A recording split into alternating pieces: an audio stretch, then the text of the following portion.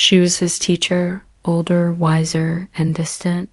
But one look in his eyes, and the rules she lived by started to blur. This is not a story about a forbidden love. It's a story about how hearts don't always follow rules. Stay till the end.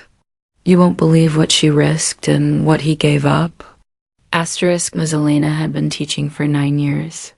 She loved her job, her books, her quiet life. She had no time for drama, no space for risks. Her classroom was her world, and she kept everything in order. Then one day, he walked in. His name was Rayan.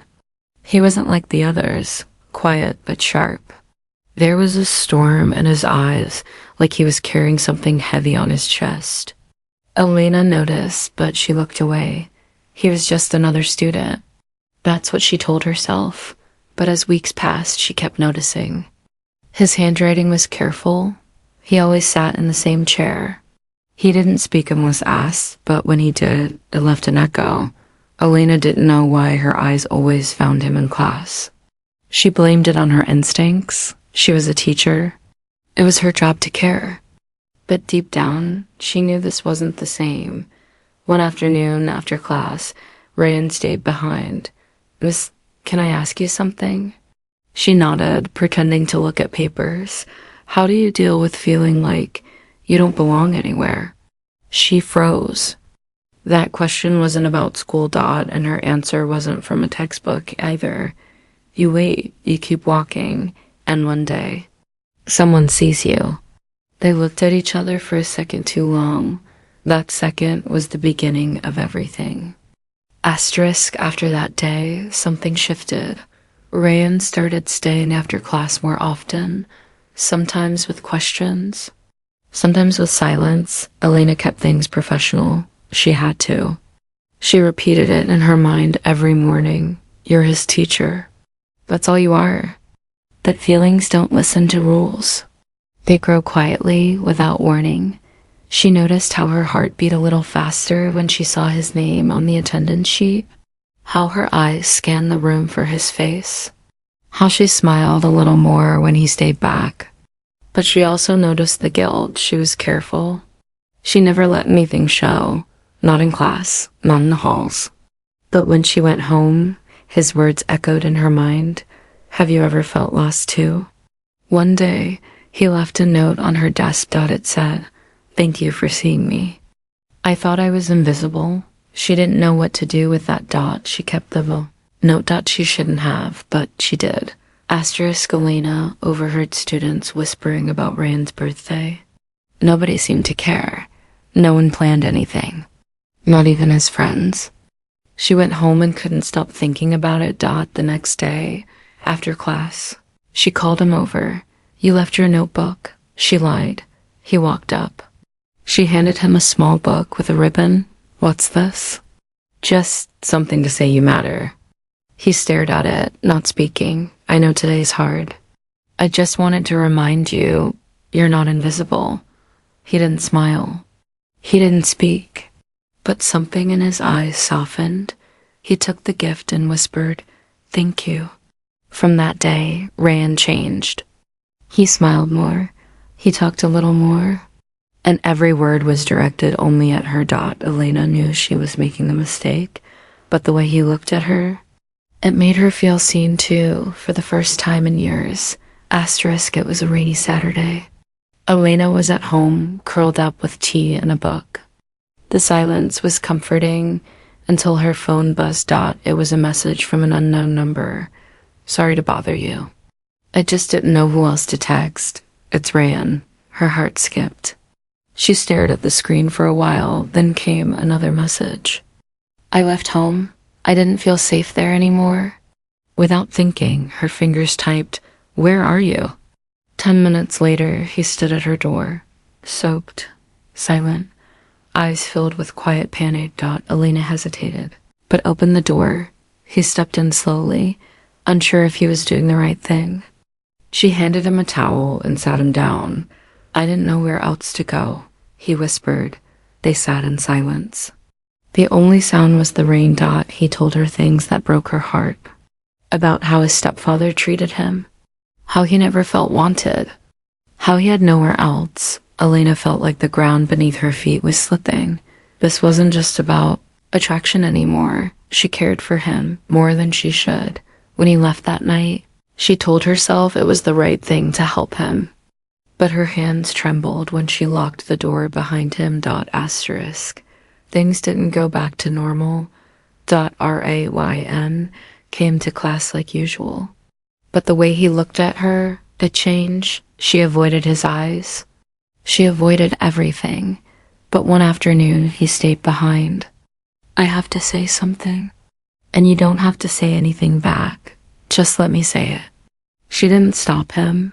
I think about you all the time, not like a teacher, like a person. You're the only one who's ever made me feel like I matter. I know it's wrong, but I can't lie anymore. Elena stood still. Every part of her screamed to stop this, but her heart whispered something else. You shouldn't say these things, she finally said. I know, he replied. But I had to. She nodded, slowly, carefully, and then, before walking away, he said, I don't want to be your student forever. I just want to be yours. That night, she didn't sleep. She replayed every word, every moment, and the hardest part, she wanted him to mean it.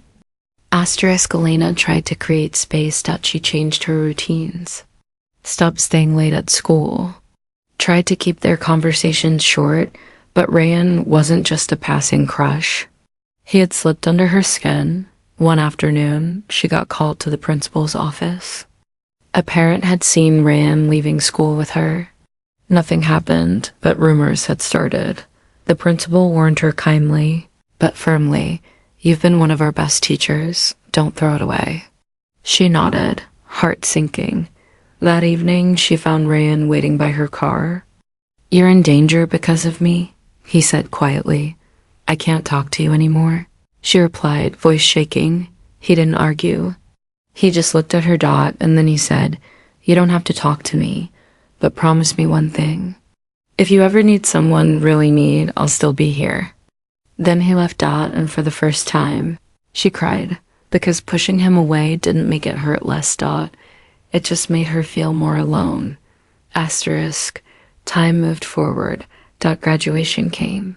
Like a door closing slowly. Elena sat in the back, heart pounding as names were called. And then Rayan Malik. He walked across the stage. Tall, quiet, and different. He had grown into someone strong. Someone silent, but sure. Their eyes met for a second, and then he walked past. She thought it was over. That night, while cleaning her classroom for the last time that year, she found a small envelope in her drawer. Inside was a letter. You saved me. I don't know who I would have become if I hadn't met you. Maybe one day we'll meet again, and I'll be someone you're allowed to love. Her hands trembled as she read it. She didn't know if she smiled or cried. Maybe both. Asterisk. Time passed. Elena left teaching the next year. Not because of Rayan, she just needed a new chapter. One with less risk, less guilt. She moved to a smaller town, started writing. She lived quietly, almost like she had erased that part of her life. But some memories never leave. It was a cold winter evening when she heard it. A voice on a podcast she had randomly clicked. A guest speaker talking about surviving hardship and how one person can change everything. I had a teacher once, the voice said. She didn't even know what she gave me. I was a broken kid. She made me feel seen. Her heart stopped. It was him. She listened to the entire episode without moving. Every word was soft but heavy. He had become a writer, a speaker, a man. At the end, the host asked, Would you want to say something to her if she's listening? There was a long pause. Then he said, I never forgot you. I hope you're happy. And I hope you still see people the way you saw me. Elena turned off the podcast. She didn't cry this time, but she felt everything. Asterisk. A month passed.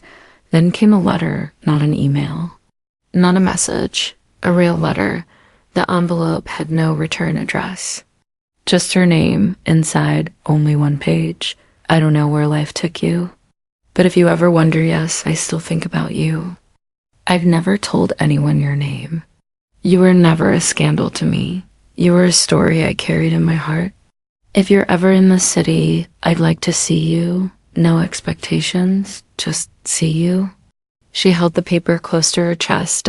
She hadn't expected this. She didn't even know what she felt, but the part of her heart that had been quiet for so long. It stirred again. That weekend, she packed a small bag. For the first time in years, she followed something not because it was safe, but because it felt real. Asterisk, she sat at the cafe, hands trembling, and then he walked in. Not a boy anymore. He was tall, calm, confident. His eyes still held storms, but now they were steady. "Hi," he said. "Hi," she replied. They didn't hug. They didn't cry. They just sat. "I didn't know if you'd come," he said. "I didn't either." She whispered. They talked for hours about everything. Life, change, silence, pain. And then finally he looked at her and said, "I never loved anyone like I loved you. Not even now." She looked down, then met his eyes. "I spent years trying to forget, not because I didn't feel it, but because I was scared. And now I'm still scared. But I'm tired of pretending." He reached across the table, gently touching her hand. "No rules now, just us. For once, there was no classroom. No fear, no line to cross. Just two hearts, finally finding each other again. Asterisk, sometimes love doesn't follow rules. It just finds its way." If this story touched you, share it with someone who still believes in impossible love.